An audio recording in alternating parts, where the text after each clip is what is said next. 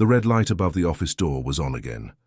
Melissa Vance stood in the hallway of their suburban Virginia home, her hand hovering inches from the brushed nickel doorknob, listening. Inside, she could hear nothing. No keyboard clicking, no rustling papers, no phone calls. Just silence. The kind of silence that felt deliberate, calculated. The kind of silence that made her chest tighten with a cocktail of suspicion and something that felt uncomfortably like fear. The light itself was small, unobtrusive, a LED strip David had installed himself above the doorframe, connected to some system she didn't understand. When it glowed red, the rule was absolute. Do not enter. Do not knock. Do not disturb. He'd explained it once, years ago, when they'd first moved into this house, back when she'd still felt like they were partners in a marriage, rather than strangers sharing a mortgage. "It's just work protocol, Mel," he'd said in that calm, measured voice he used for everything. The same tone whether he was discussing their grocery list or explaining why he couldn't tell her anything about his day. "When the light's red, I'm on a secure call or working with classified material. It's not personal, it's just how it has to be." Not personal.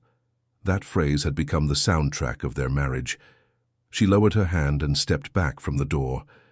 Through the narrow gap at the bottom, she could see the faint glow of his monitor, a cold blue light that painted a thin line across the hardwood floor.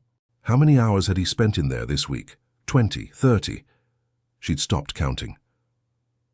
It was Thursday evening, 7:43 p.m. according to the vintage clock hanging in the hallway, a wedding gift from his Navy buddies that ticked with a sound like a judge tapping a gavel. The house smelled like the dinner she'd made and eaten alone, lemon chicken, roasted vegetables, the ghost of garlic in the air. His plate sat in the microwave, covered in plastic wrap, the same way it had been for the last 11 nights in a row. He'd emerge eventually, usually around 10 p.m., eat standing at the counter while scrolling through his phone, thank her politely, then disappear into the bedroom where he'd fall asleep in minutes while she stared at the ceiling until after midnight. Melissa walked back to the kitchen, her bare feet silent on the cool hardwood. The house was too big for 2 people. 4 bedrooms, 3 bathrooms, a finished basement they never used. They'd bought it thinking they'd fill it with children, with noise and chaos and life. Instead, it echoed. Every footstep, every closing door, every unspoken word seemed to bounce off the walls and come back amplified. She poured herself a glass of wine, a Pinot Grigio from a bottle she'd opened Monday and would finish tonight. Her phone sat on the marble countertop where she'd left it, the screen dark but somehow accusatory. She knew what was waiting for her there. Messages from Jennifer and Stephanie, her friends from the book club that had devolved into a therapy session disguised as literary discussion. She unlocked the phone. 16 unread messages in the group chat. Jennifer, 5:23 p.m. "Girl, did you confront him yet?" Stephanie, 5:45 p.m. "Red Flag City. My sister's ex did the same thing. Locked office, secret phone calls.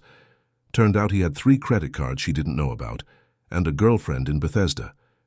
Jennifer, 6:12 p.m. "You need to look. Check his accounts. Check his computer.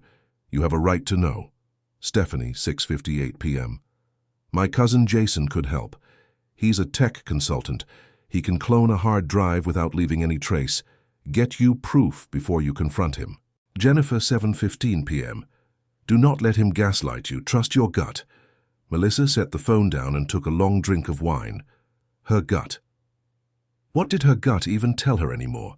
That something was wrong? Yes. That the man who emerged from that office at 10 p.m. wasn't the same man she'd married 6 years ago. Commander David Vance, U.S.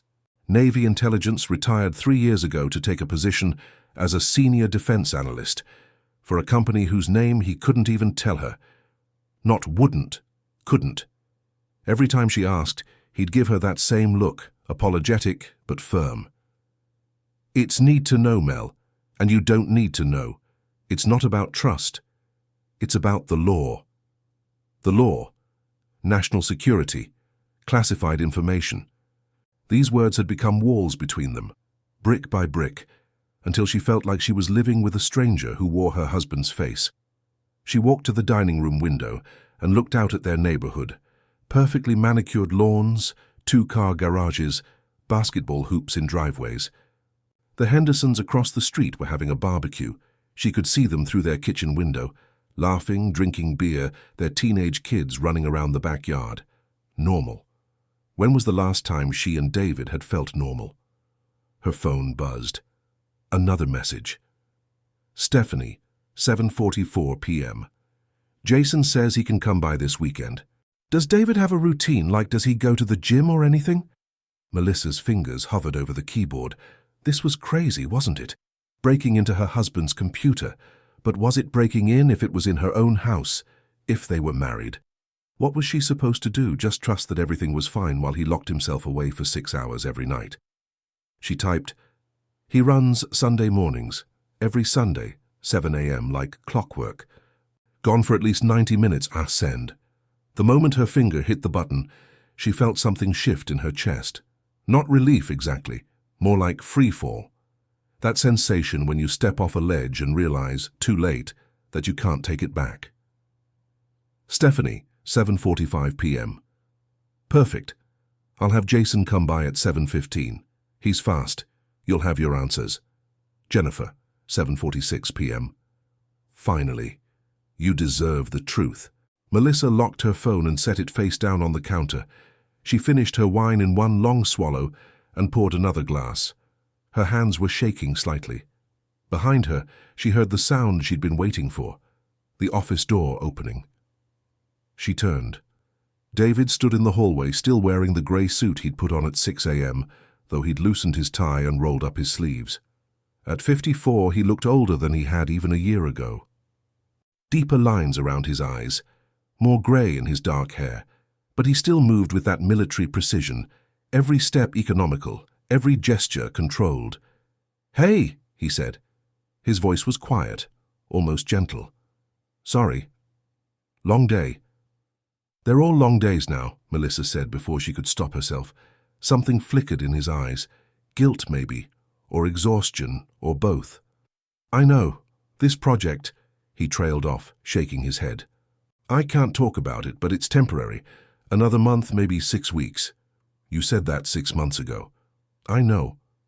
He walked to the microwave and pulled out his dinner. He looked at it for a moment, the congealed chicken, the wrinkled plastic wrap, and Melissa saw something in his face that made her chest ache. Regret, maybe even shame. But he didn't apologize. David Vance never apologized for his work. The work was sacred. The work was mission. The work came first. He ate standing up mechanically, like refueling. She watched him from across the kitchen island. This man she'd promised to love and honor, who'd become a ghost in his own home. "David," she said softly, "are we okay?" He looked up, mid-bite, and for a moment she thought he might actually talk to her. Really talk. The way they used to, late at night in their old apartment in Norfolk, when he'd tell her stories about his deployments, the parts he was allowed to tell at least, when she'd felt like she understood who he was, even if she couldn't understand exactly what he did. But the moment passed. His face settled back into that neutral mask. "We're fine, Mel, just stressed. Work's been intense. But we're fine. We're fine." The two words that meant everything was broken. He finished eating, rinsed his plate, thanked her politely and disappeared upstairs. She heard the bedroom door close. In 20 minutes, he'd be asleep. In the morning, he'd be gone before she woke up. 6 a.m. departure, back at 7 p.m., dinner in the microwave, silence in the hallways. Melissa looked at her phone. Sunday morning. Jason. Answers. She finished her second glass of wine and started a third. The alarm went off at 6:47 a.m. on Sunday morning, 13 minutes before David's actual wake-up time, because even his sleep schedule was planned with military precision. Melissa lay in bed, staring at the ceiling, listening to him move through his morning routine in the darkness. Bathroom. Exactly 4 minutes. Closet. 3 minutes. Downstairs. Kitchen. Coffee brewing. She could hear the machine gurgle to life, could smell the dark roast beans he special ordered from some veteran-owned company in Montana. She checked her phone under the covers, the screen brightness turned down to minimum. 6:54 a.m. Stephanie had texted at midnight. Stephanie, Jason will be there at 7:15. He needs 45 minutes max. Just let him in, show him where the laptop is, and stay out of the way. He'll handle everything. Melissa's stomach twisted. She'd barely slept. Every time she'd started to drift off, her mind would spiral, imagining bank statements with unexplained withdrawals, email chains with other women, evidence of a secret life she'd been too blind to see. Or worse, nothing. Finding nothing and realizing she'd destroyed what little trust remained in her marriage for no reason. But what if there was something? What if David was hiding money, preparing to leave her, and she did nothing? Jennifer's voice echoed in her head. My sister lost everything because she trusted him. Don't be stupid, Melissa. Downstairs, the front door opened and closed. Through the window, she watched David emerge in his running gear, navy shorts, grey Air Force t-shirt, reflective vest, headphones. He stretched on the front lawn for exactly 2 minutes, then took off down the street at a pace that would carry him through an 8-mile loop. 93 minutes. She'd timed it enough Sundays to know. The moment he turned the corner and disappeared from view, Melissa's phone buzzed. Stephanie, he's gone? Melissa, yes. Stephanie, Jason's pulling up now. Her heart hammered against her ribs. This was it. Last chance to back out. She could text back. Tell them she'd changed her mind, that this was insane. But her fingers were already moving, typing, okay. She threw on yoga pants and a sweatshirt and ran downstairs. Through the front window, she watched a silver Tesla Model 3 pull into their driveway. The driver's door opened, and a man stepped out, late 20s, athletic build, wearing designer jeans and a black hoodie with some startup logo she didn't recognize. He carried a sleek black backpack and moved with the casual confidence of someone who'd never been told no in his life. Jason Sterling, Stephanie's cousin, tech consultant. According to LinkedIn, she'd looked. He'd worked for 3 different Silicon Valley companies before going independent, specializing in digital forensics and data recovery. His profile picture showed him at some tech conference, holding a whiskey glass, smirking at the camera. Melissa opened the door before he could knock. Melissa? He said, extending his hand. His grip was firm, almost aggressive. Jace, good to meet you. Well, not good given the circumstances, but you know what I mean. Right. Yes, thanks for coming. Her voice sounded strange in her own ears, guilty, criminal. Hey, no judgment. He stepped inside, his eyes already scanning the house with practiced efficiency. I've done this for like 15 other people this year alone. You'd be amazed how many dudes think they can hide shit just because they put a password on something. Where's the office? Upstairs, second door on the right, but she hesitated. There's a security light above the door. If it's red, then we don't go in, yeah. But he's on a run, right? So it won't be on. Jason was already heading for the stairs. Trust me, I've dealt with way more sophisticated setups than whatever your husband has. CEOs, lawyers, one guy who worked for the NSA. David's a defense contractor, Melissa said quietly. He can't talk about his work. It's classified. Jason paused on the stairs and looked back at her, one eyebrow raised. Defense contractor? Like, what building tanks? I don't know. He won't tell me. That's why... She gestured helplessly. That's why I need to know. Right. Jason's smirk widened. Well, those security clearance guys love their protocols, but they're usually running pretty standard encryption. Don't worry, I've cracked Pentagon-adjacent systems before. He said it like it was something to be proud of. They reached the second floor. The office door was closed, and above it the LED strip was dark. No red light. Just an ordinary door to an ordinary room, except nothing about this felt ordinary. You have a key? Jason asked. It's not locked. He only locks it when he leaves the house for more than a day. Otherwise, he says the security measures on the equipment are enough. Perfect. Overconfident. That makes my job easier. Jason turned the knob. The office was exactly as Melissa had seen it the few times David had allowed her in. Sparse, organized, almost sterile. A large desk dominated the room, made of dark wood with nothing on its surface except a keyboard, mouse, and 2 monitors. No photos, no personal items, no clutter. The walls were bare except for a framed certificate from the Department of Defense commending Commander David Vance for exceptional service to national security. The windows had blackout curtains currently closed, and there in the center of the desk, sitting in a docking station, the laptop. It didn't look special.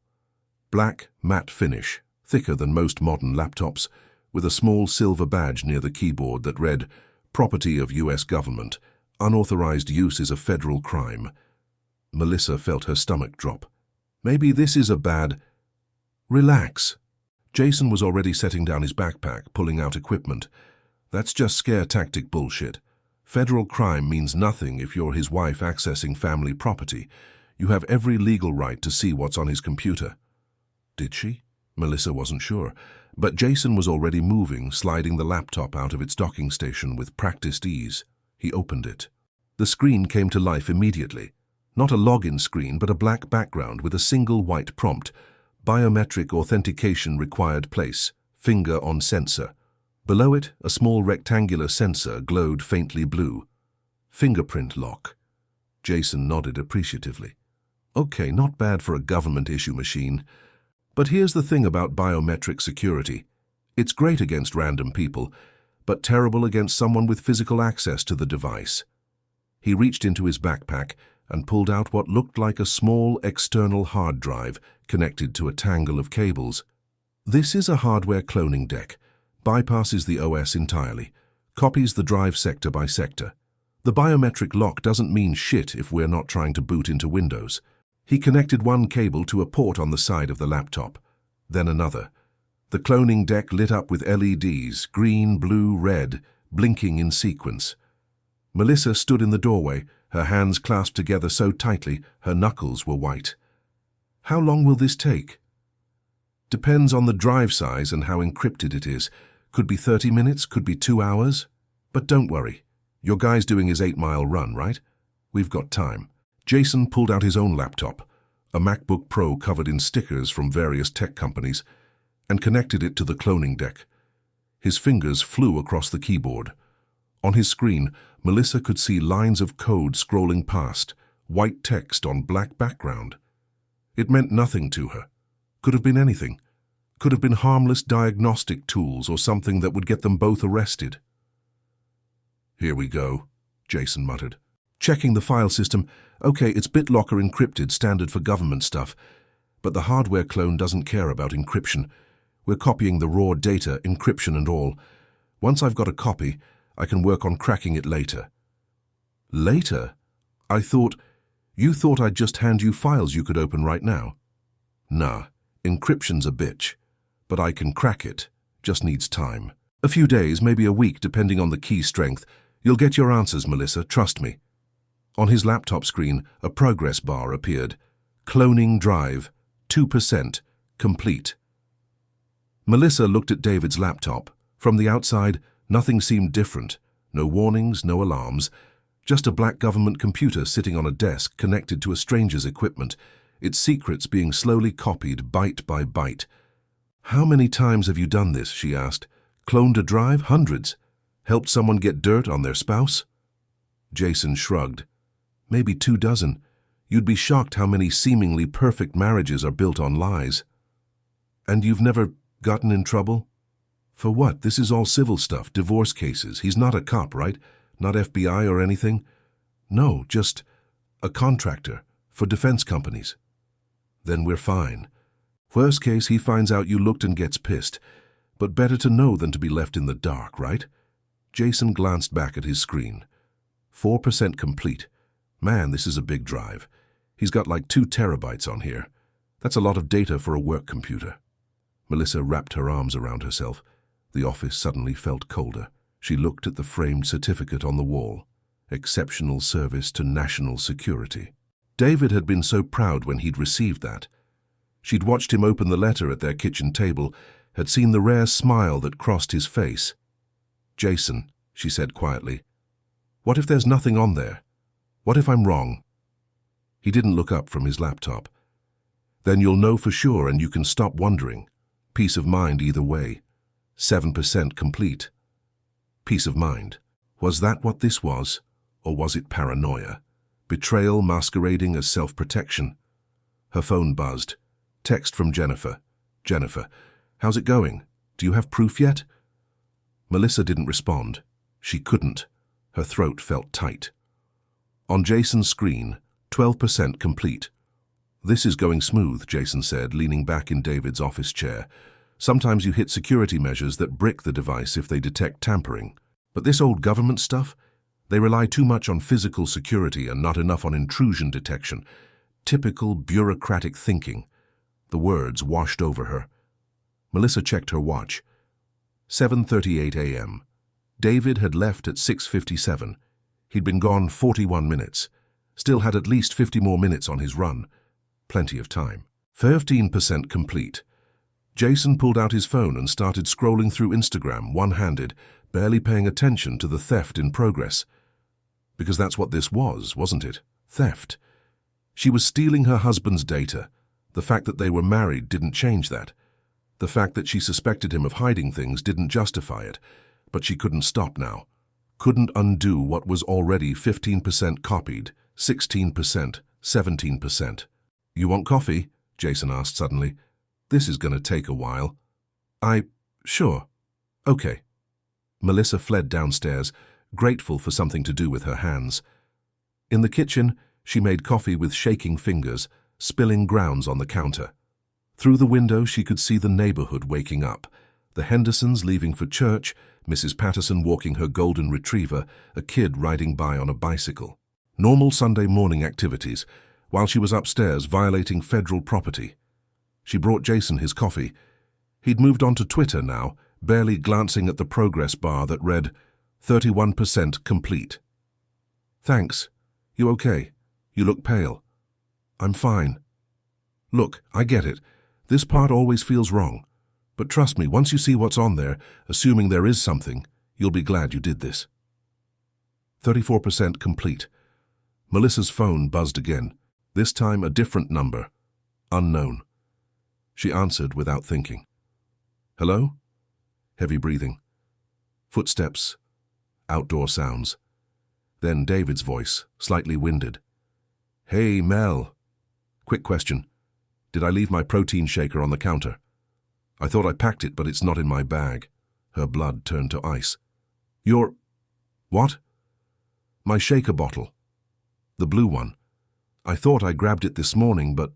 Never mind, I see it. It was in the side pocket. My bad.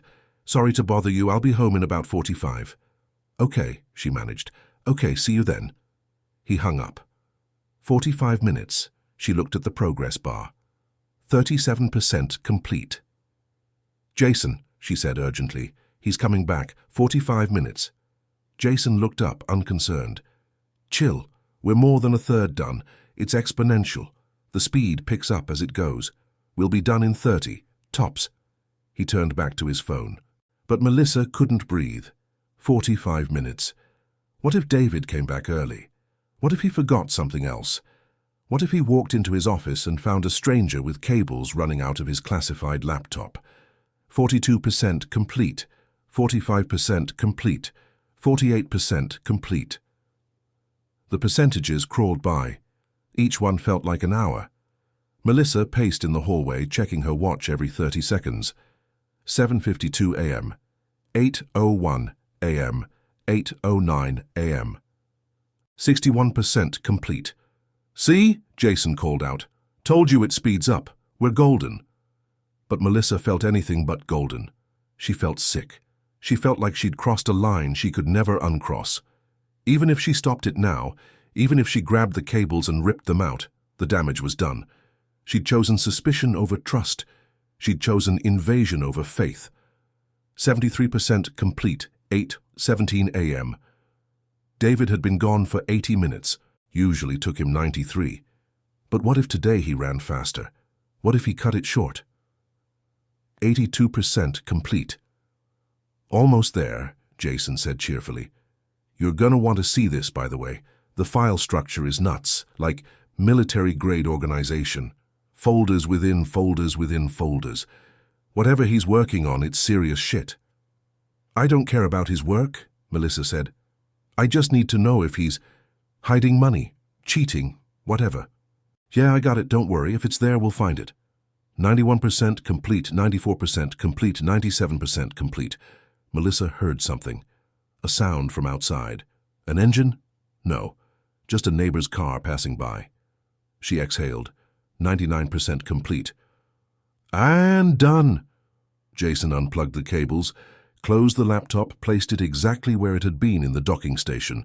He disconnected his cloning deck, wound up the cables with practiced efficiency, and shoved everything back in his backpack. See? Told you. Easy. He stood up, slinging the backpack over his shoulder.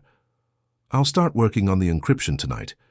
Should have something for you by Wednesday, Thursday at the latest. I'll text Stephanie. She'll pass it to you. That's it? Melissa stared at the laptop. It looked unchanged, untouched, like nothing had happened. That's it. He'll never know. The only way he'd find out is if his laptop has some kind of tamper detection log, which, government stuff sometimes does, but usually that's only if you try to boot past the encryption. We didn't do that. We just made a physical copy. We're good. He headed for the stairs. Melissa followed him down, through the house, to the front door. Stephanie has my number if you need anything, Jason said, pausing on the doorstep. But seriously, relax. You did the right thing. Better to know. He walked to his Tesla, threw his backpack in the passenger seat, and drove off. Melissa stood in the doorway, watching him go. The street was quiet again. Sunday morning peace. She checked her watch. 8:28 a.m. David would be home in 15 minutes. She went upstairs, stood in the office doorway, stared at the laptop sitting innocently on the desk. The black government computer that now existed in two places, here, and copied onto Jason's drive. The room smelled like Jason's coffee. She opened a window to air it out. Then she went downstairs, sat on the couch and waited. At 8:42 a.m. she heard David's key in the lock. He came in, sweaty and breathing hard, pulled out his phone and checked something. Then he looked up, saw her sitting there. "Hey," he said. "Good run. I'm going to shower." "Okay," she said. He headed upstairs. Melissa sat frozen on the couch, listening to his footsteps cross the landing, enter the bedroom, enter the bathroom. The shower started running, and somewhere, maybe in a server room she'd never heard of, maybe in a database she didn't know existed, an alert began to form. But she didn't know that yet. All she knew was that she'd crossed the line. And there was no going back. David stood under the scalding water and let it wash away 8 miles of sweat. His muscles ached in the good way, the earned way. His mind, however, would not quiet. Something was off. Not wrong exactly. Just off. A feeling he'd learned to trust over 22 years in naval intelligence, the kind of intuition that kept you alive in the field and out of prison in the office. The feeling that something had changed in the environment without you noticing. He finished his shower, toweled off, dressed in jeans and a black t-shirt. His Sunday routine was sacrosanct. Run, shower, protein shake, then 90 minutes in the office catching up on tasking that didn't get done during the week.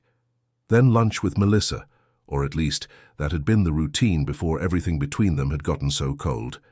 He walked down the hallway toward his office. The door was closed exactly as he'd left it. The LED strip above was dark. Everything appeared normal. But the feeling wouldn't leave. He opened the door. The room looked untouched. His laptop sat in its docking station, monitors dark, keyboard centered, mouse at a precise right angle. The blackout curtains were closed. The certificate on the wall hung straight. Wait. The curtains. David walked to the window. The curtains were closed, yes, but the window itself was cracked open about 3 inches. He never opened this window. Never. This room was climate-controlled to protect the equipment, and open windows were a security risk. Electronic surveillance, laser microphones, basic Tempest protocols. He hadn't opened this window, which meant someone else had. His pulse kicked up, but his breathing stayed controlled. Training. In hostile situations, you don't panic. You assess. You gather data. He went to his desk and sat down, touched the laptop. It was slightly warm. Not hot, just warmer than it should be if it had been sleeping since Friday evening when he'd last used it. David opened the laptop without removing it from the docking station. The biometric prompt appeared. He placed his thumb on the sensor. Biometric authentication. Successful welcome, Vance-D. The desktop loaded. Everything looked normal. He opened Task Manager, checked running processes. All standard. No suspicious background applications. He opened the event viewer, Windows log of every system action, scrolled through the entries from this morning. 7:23 a.m., USB device connected. Port 3724 a.m., unknown, mass storage device detected. 7:26 a.m., hardware security module, access attempt, logged 8:19 a.m., USB device disconnected. Port 3. David stared at the screen. Someone had connected a USB device to his laptop this morning, between 7:23 and 8:19 a.m., while he was on his run. His jaw tightened. He navigated deeper into the system logs, checking the hardware security module entries. The HSM was a physical chip embedded in government-issued devices that logged every hardware-level event and transmitted that data to... His blood went cold. There it was. Buried in the HSM log, 7:26:33, unauthorized physical access, detected drive imaging attempt logged alert transmitted to DOD Counterintelligence alert transmitted to FBI latent asset. ID Vance-D clearance level TS SCI. Oh God, oh no. David stood up so fast, his chair rolled backward and hit the wall. His hands were shaking, actually shaking. Something that hadn't happened since Kandahar in 2009.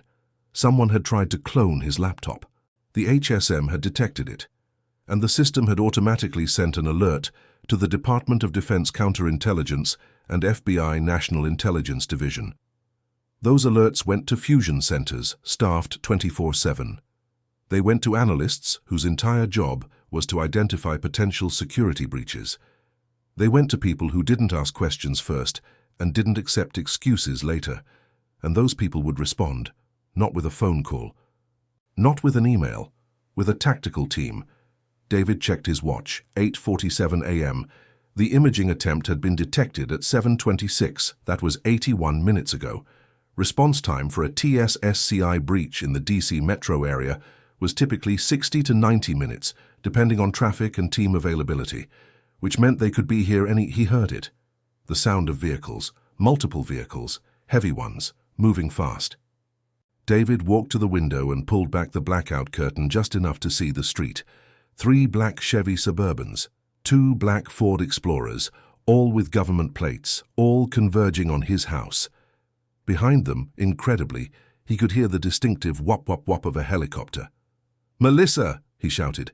"Melissa, get down here right now!" He heard her footsteps on the stairs, confused and alarmed. "David, what's... Did you let someone into my office this morning?" She appeared at the bottom of the stairs, her face going pale. What? My office? While I was running? Did someone access my laptop?" Outside, car doors were slamming. Boots on pavement, professional, coordinated. "David, I don't..." "Melissa, this is not a game. This is not a drill. Did you or did you not allow someone to access my work computer?" Her face crumbled. "I thought... Stephanie said her cousin could just... I needed to know if you were..." The front door exploded inward, not with explosives, with a battering ram.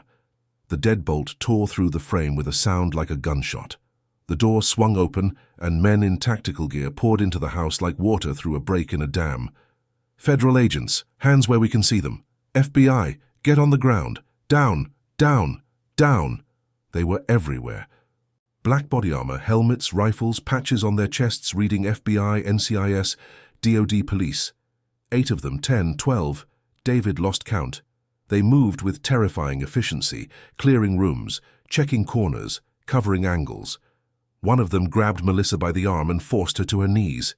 She screamed. Another approached David, weapon raised but not quite aimed. "Commander Vance?" the agent said. He was older than the others, maybe late 40s, with grey at his temples and eyes that had seen too much. "I'm Special Agent Marcus Graves, FBI Counterintelligence Division.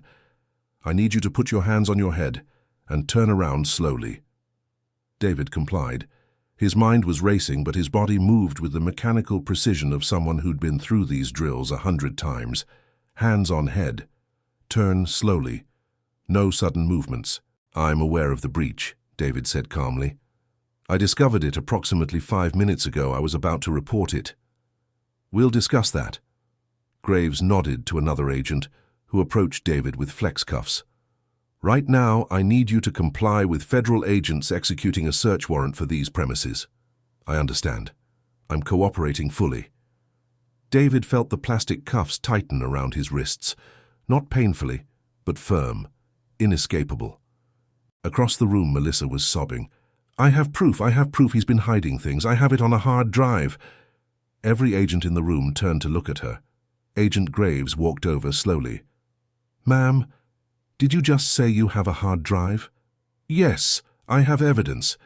He's been locking me out of his office for months, and I needed to know what he was hiding, so I had someone copy his computer." She was hysterical now, words tumbling out. "I have it. I can prove—" "Where is this hard drive?" "Jason has it. Stephanie's cousin. He came this morning and—" "What's Jason's full name?" Graves's voice cut through her hysteria like a blade. Jason Sterling. He's a tech consultant. He said he could crack the encryption and—" Graves pulled out his radio. "Control, this is Graves. We have a confirmed off-site copy. Subject name Jason Sterling, tech consultant. Took possession of copied drive at approximately 0800 hours. I need a location on that subject now. Consider him armed and extremely dangerous. Alert all units." "Wait, what?" Melissa's face went from red to white. "Armed? He's just a tech guy who—" "Ma'am?" Graves knelt down to her eye level. "Do you have any idea what you've just done?" "I needed to know if my husband was cheating." "Cheating?" Graves looked at her like she'd grown a second head. Then he turned to David. "Commander, what is your current clearance level?" "Top secret. Sensitive, compartmented information," David said quietly. "I hold a TS SCI clearance for my work on the Raptor project." Graves closed his eyes briefly, as if in pain. Then he looked back at Melissa. "Ma'am, you are being detained under federal law for unauthorized access to classified national defense information. You and this Jason Sterling have potentially compromised intelligence related to U.S. military operations. Do you understand what that means?" Melissa's mouth opened, closed. But he's my husband. I have a right." "You have no rights when it comes to classified material." Graves stood up. "Cuff her. Get her in a vehicle. Keep her separated from Commander Vance." "No!" Melissa tried to stand, but agents forced her back down. "This is insane. I was trying to get evidence for my divorce. I wasn't trying to—" "You just admitted to conspiring with a third party to steal classified government property." Graves's voice was like ice. "That's espionage. That's the Patriot Act. That's 20 years in federal prison minimum." Melissa started screaming. David watched as they dragged his wife, his hysterical, crying, terrified wife, out of the house and into one of the SUVs. He felt nothing. Or maybe he felt too much, and his mind had just shut down to protect itself. Years of compartmentalization, of separating mission from emotion, and this was just another mission going catastrophically wrong. More agents were pouring through the house now. Some were setting up equipment in his office. Computers, scanning devices, things he recognized from security drills. Others were photographing everything, documenting the scene. Through the front door, he could see neighbors gathering on the street. The Hendersons, Mrs. Patterson, the Johnsons, all of them staring at the federal circus that had erupted in this quiet suburban neighborhood. Agent Graves approached him again. "Commander, I need to ask you some direct questions. Have you at any time disclosed classified information to your wife?" "No, sir." "Have you ever allowed her access to your secure workspace?" "She's entered the room a handful of times over the years, but never when classified material was accessible." "Did you give her permission to access your laptop?" "Absolutely not." "Did you have any knowledge that she was planning to steal your laptop or copy its contents?" "None whatsoever." Graves studied him for a long moment. "You seem very calm for someone whose life just imploded." David met his eyes. "I spent 2 decades in naval intelligence. I've seen what happens when security protocols are violated. I know what's coming." And what's that? You're going to tear apart my entire life. You're going to investigate every phone call I've made, every email I've sent, every person I've ever spoken to. You're going to assume I was complicit until you can prove I wasn't. And even if you conclude I'm clean, my clearance is suspended. My career is over.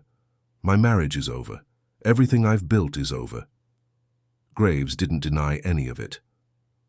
For what it's worth, Commander, from what I'm seeing here, you followed every protocol correctly. Your laptop was properly secured, encrypted, and equipped with tamper detection.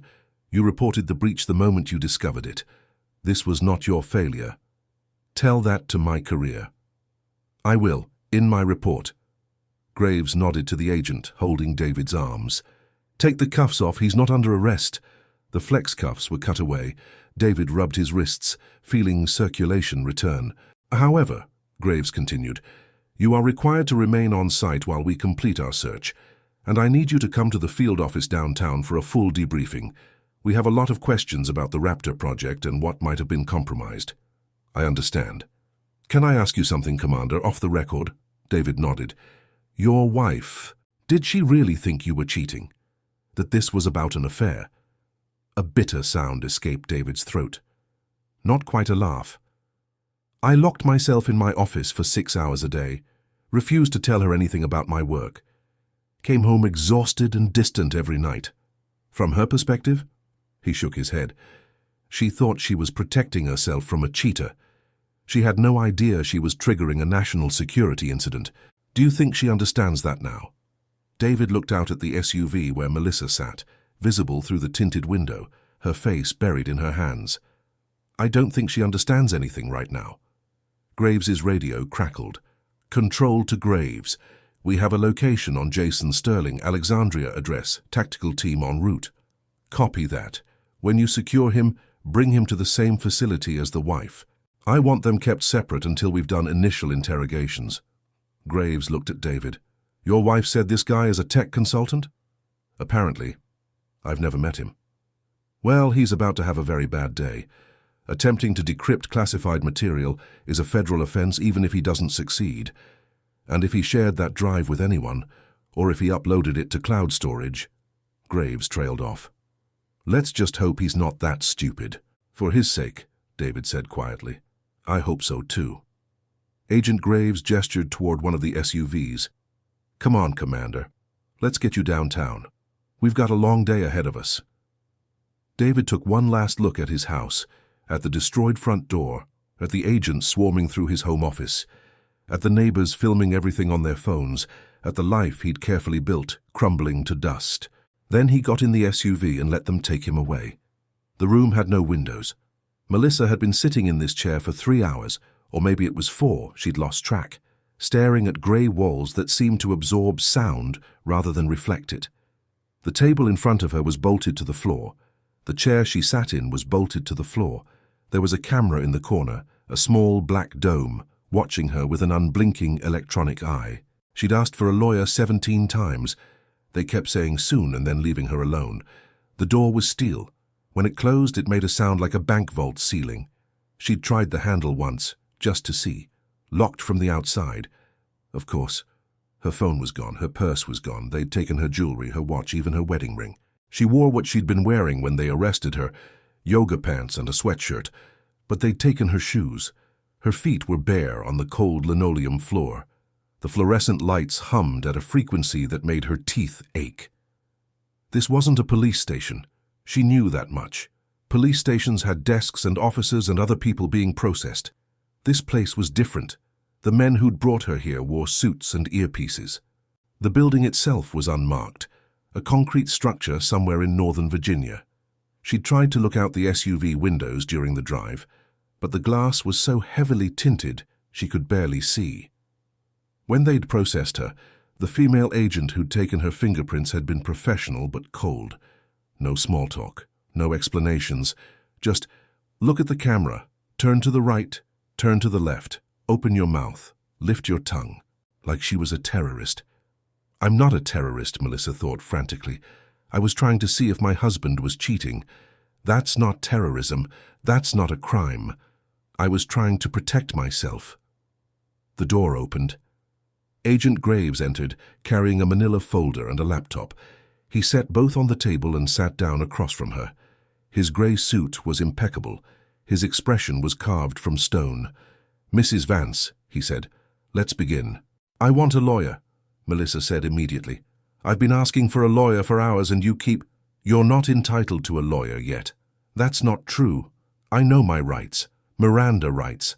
I have the right to remain silent and the right to an attorney. That's for criminal arrests." Graves opened the laptop, typed something, then turned the screen toward her. "You're being held under the Patriot Act, Section 412, which allows detention of individuals suspected of terrorism-related activities. Under this provision, we can hold you for up to 7 days before you're entitled to legal counsel."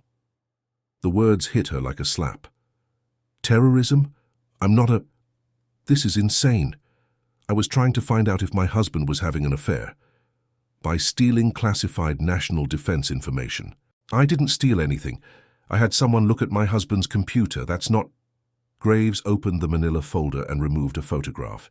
He slid it across the table. It showed a prison. Concrete walls, razor wire, guard towers. The caption read, "United States Penitentiary, Florence ADX, Colorado." "Do you know what this is?" Graves asked. Melissa stared at the photo. Her hands were shaking. A prison.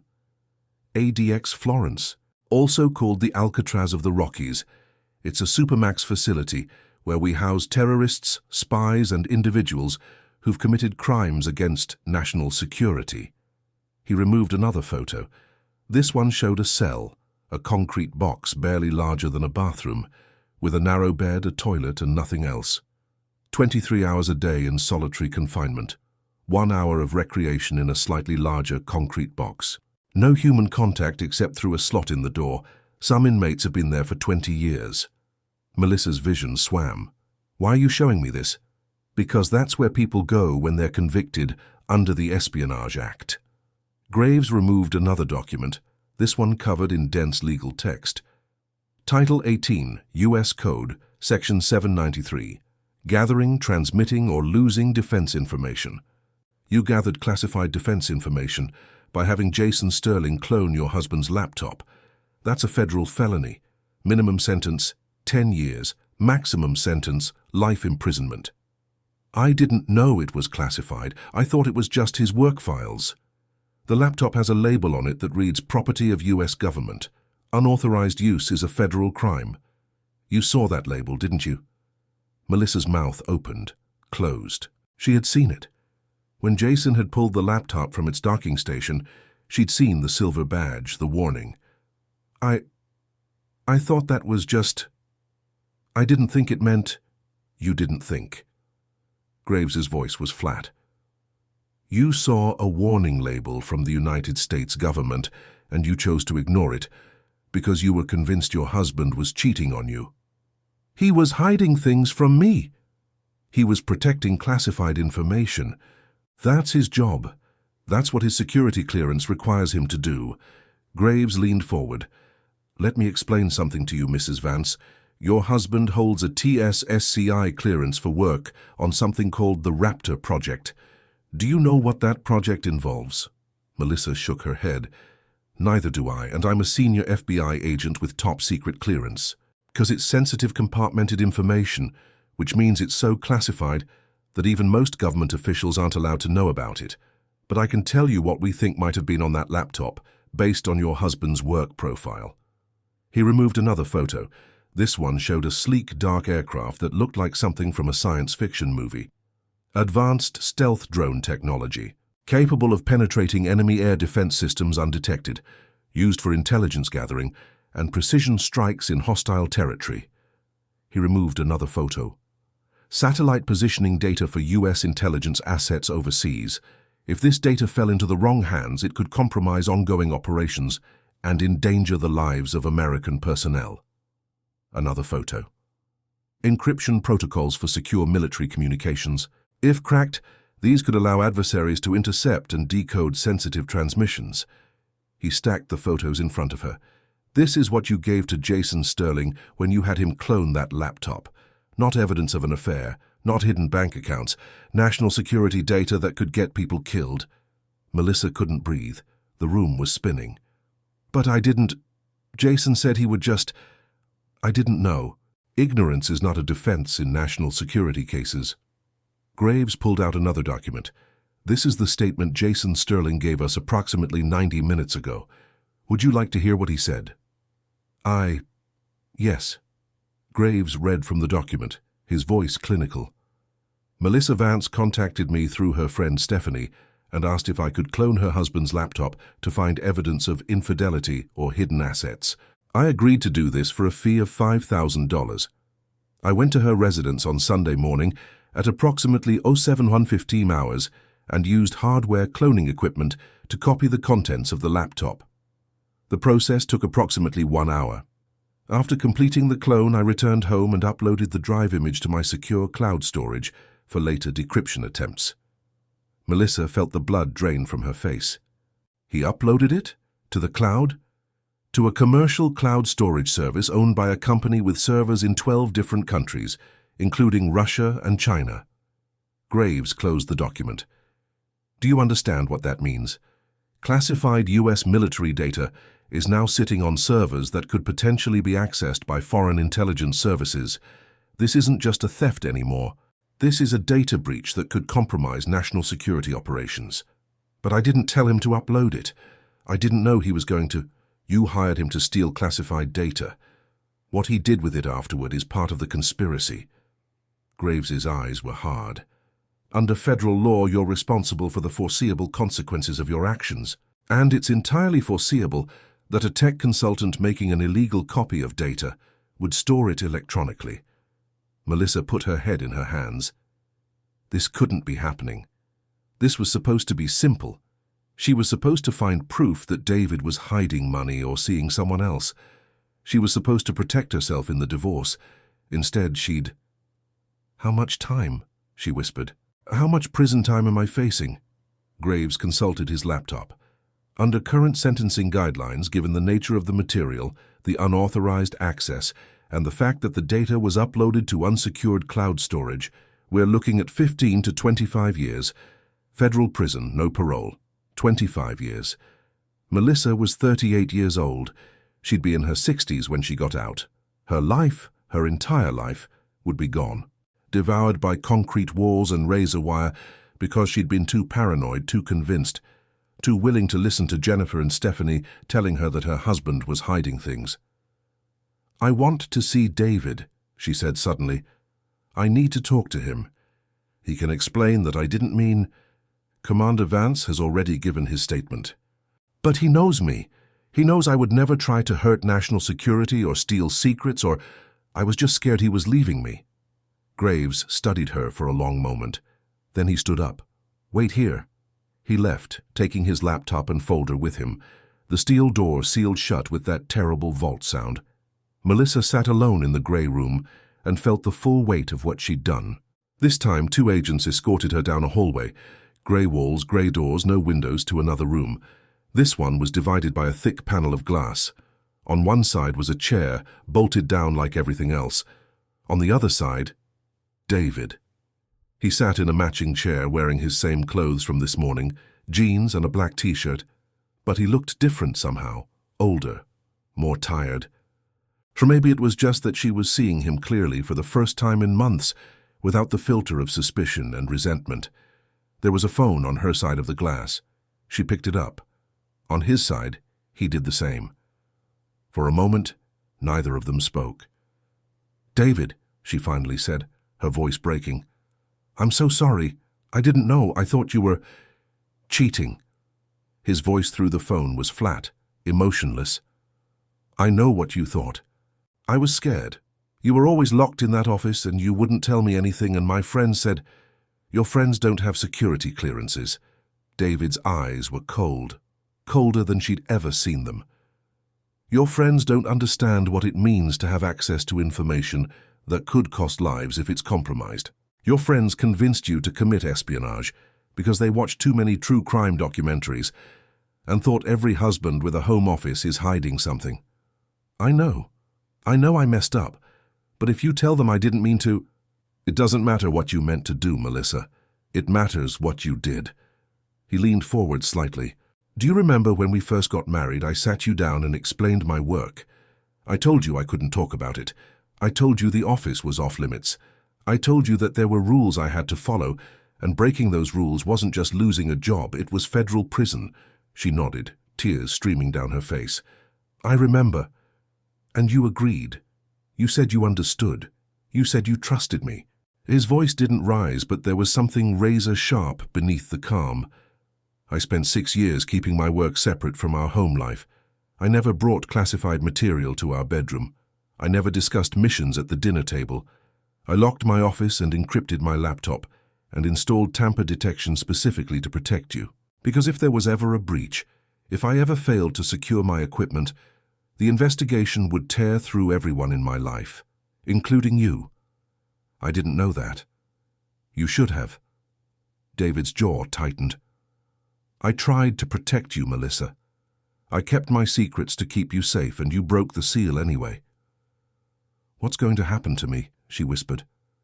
That depends on what you tell them. If you cooperate fully, if you provide every detail about Jason Sterling and how you found him, and whether anyone else knows about this, they might offer you a plea deal. 3 to 5 years instead of 20, maybe less if you're lucky. 3 to 5 years still felt like forever. And us? She asked. What happens to us? David was quiet for a long moment. When he spoke, his voice was soft but final. There is no us anymore, Melissa. The moment you let that tech consultant into my office, the moment you decided your suspicions were more important than my explicit warnings about federal law, we were done. David, please. I'll have divorce papers sent to wherever they're holding you. You can sign them or not. Either way, when you get out, if you get out, I'll be gone. New house, new city. You won't find me. He hung up the phone. Melissa watched through the glass as he stood, nodded to the agent by the door, and walked out of the room without looking back. She sat there with the dead phone pressed to her ear until the agents came to take her back to her cell. He'd demanded a lawyer. He'd talked about his rights.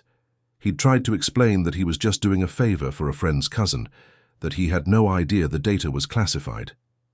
Then they'd shown him the Espionage Act sentencing guidelines. Then they'd explained that uploading classified data to cloud storage was considered dissemination to a foreign power because the servers were overseas. Then they'd told him that dissemination to a foreign power carried a potential death penalty. Jason had started crying. Within an hour, he'd given them everything: the passwords to his cloud storage, the login credentials for his backup drives, the contact information for every client he'd ever done grey hat work for. He'd offered to testify against Melissa. He'd offered to testify against anyone. Agent Graves watched through one-way glass as Jason Sterling, 32-year-old tech consultant, startup founder, man who'd thought he could crack any system, sobbed into his hands and begged for mercy. He'll plead out, said Agent Chen, Graves's partner. Give him 5 years, he'll take it. He's not built for prison. Neither is the wife, Graves said. But that's not our problem. Our problem is making sure every byte of that classified data is accounted for and destroyed. Sterling says he didn't share it with anyone. Sterling says a lot of things. We'll verify. Graves turned away from the glass. What's the status on Commander Vance? Clean. We've gone through his entire security protocol history. He followed every regulation perfectly. The tamper alert worked exactly as designed. He reported the breach within minutes of discovering it. His commanding officer at the contractor firm vouched for him. DOD Inspector General cleared him for immediate return to duty. Good.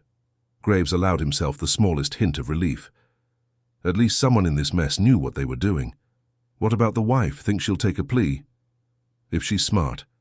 Graves headed for the door. Come on, let's go offer her a way out. 5 years, full cooperation. And maybe she gets to see the outside world before she's 50. 8 months later. Federal Correctional Institution, Danbury. Minimum security. Also known as Camp Cupcake by inmates, because compared to real federal prisons, it was relatively tolerable. No bars on the windows, no violent offenders, just white-collar criminals, drug offenders serving the tail end of their sentences, and people like Melissa Vance. She sat in the common room during recreation hour, wearing khaki scrubs and standard-issue shoes, watching daytime television with a dozen other women. A cooking show. Something about perfect soufflés. She tried to care, but couldn't make herself focus. Her plea deal had been finalized in March. 5 years, with possibility of release after 3 with good behavior. Conspiracy to steal classified information, reduced from the original espionage charge. Her lawyer, a public defender who'd done his best with an impossible case, had called it a miracle. It didn't feel like a miracle. It felt like a tomb where she could still see daylight. The divorce papers had arrived in April. She'd signed them. No point fighting. David had made it clear he was done.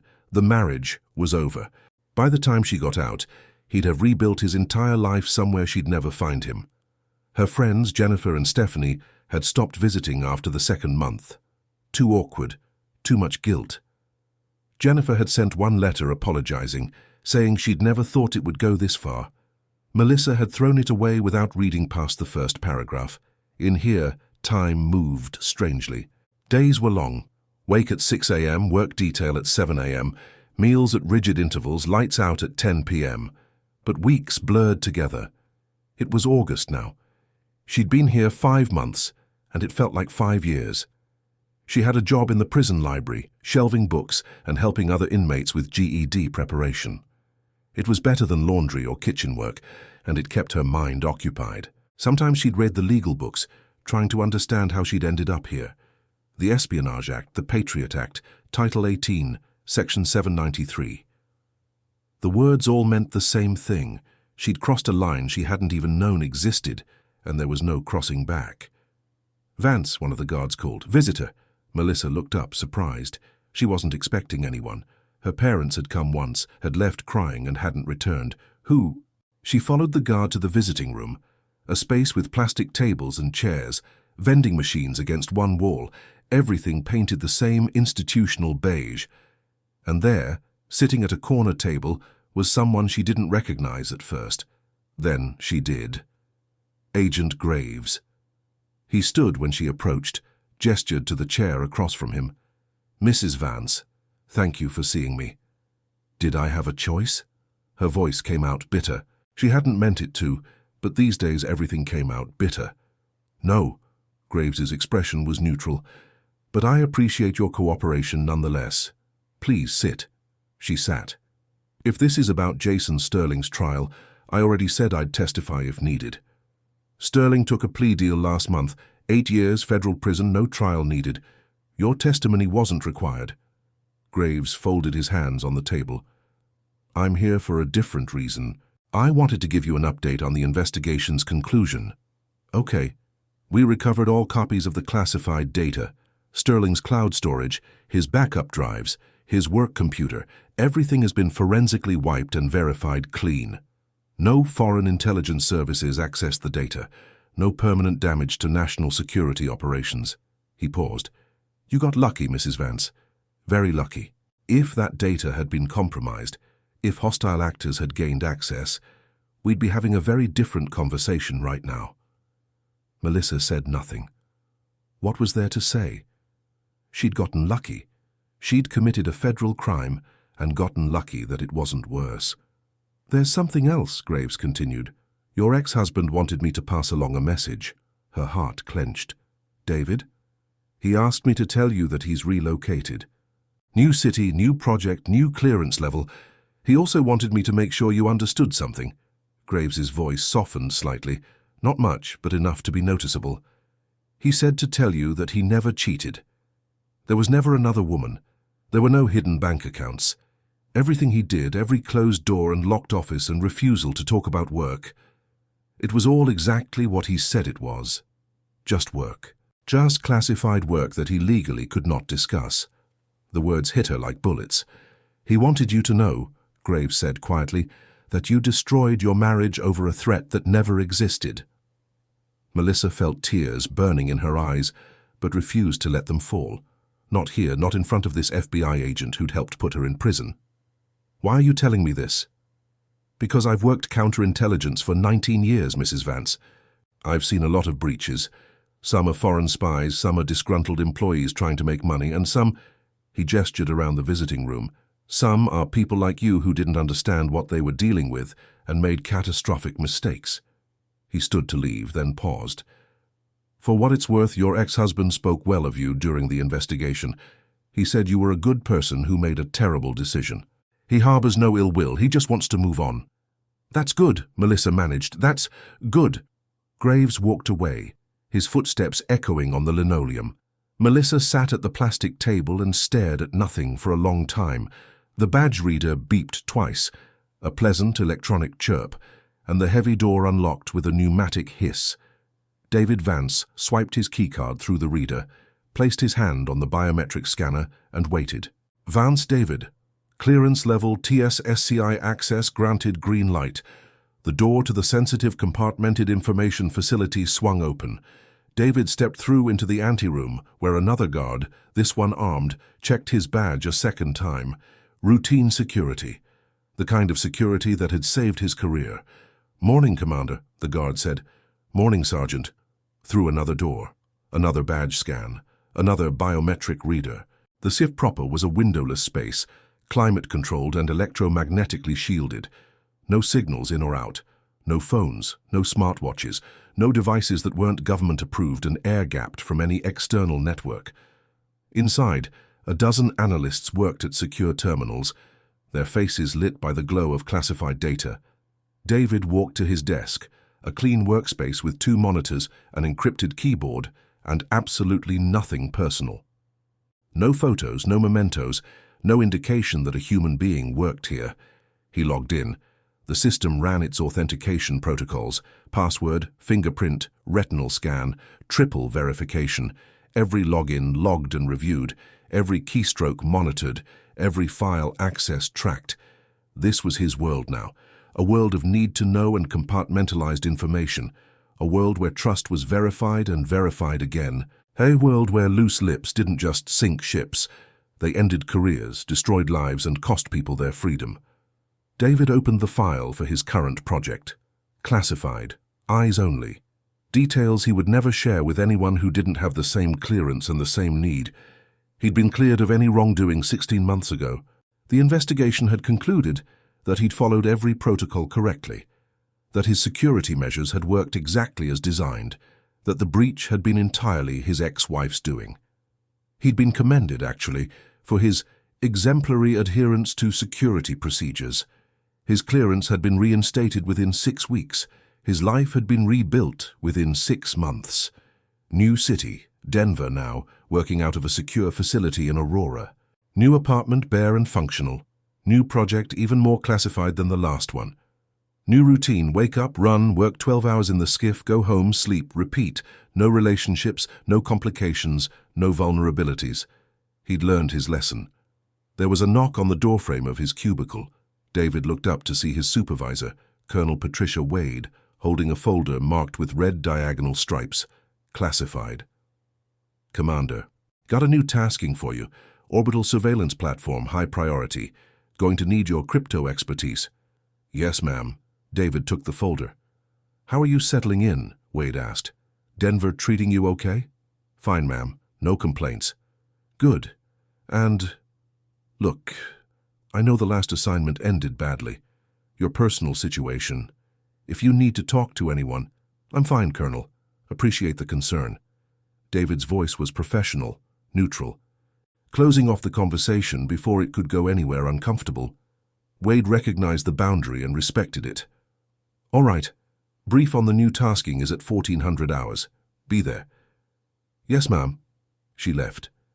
David opened the classified folder and began reading about orbital trajectories and encryption protocols, and all the secrets that required a TS SCI clearance to access. This was enough. This work, this mission, this life, lived behind closed doors and biometric scanners and need-to-know restrictions. This was enough. It had to be. Because the alternative, opening up, trusting someone, letting them into his world, only to have them violate it again, was something David Vance would never risk a second time. He'd chosen his side. Secrets over connection, security over intimacy, the mission over everything else. The badge reader on his desk glowed green. Access granted, and David went back to work.